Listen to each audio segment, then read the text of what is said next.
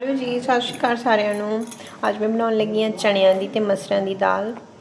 पानी इधर अपना गर्म हो गया। सब तो पहले ਇਹਦੇ ਵਿੱਚ दाल पा देनी है। आज कोई नहीं खास रेसिपी नहीं, सिंपल दाल चौल बनाने हैं क्योंकि मैं डिनर 'ਚ बनाने लगी हाँ। मैं सफाई कर दी थी, इसके करके मैं काफ़ी लेट हो गई।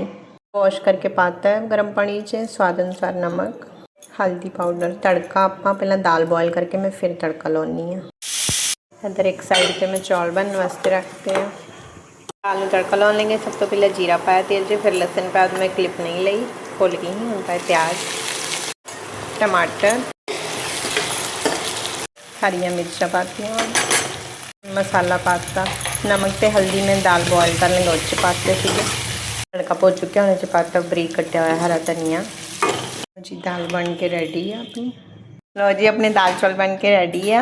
सो हुण आपां तुहानूं मिलदे हां नैक्सट वीडियो नाल। अगर मेरी वीडियो वधिया लगे तो मेरी वीडियो लाइक करियो, चैनल नूं प्लीज़ सबसक्राइब करियो, सोहना जिहा कमेंट करियो ते वीडियो नूं शेयर करियो।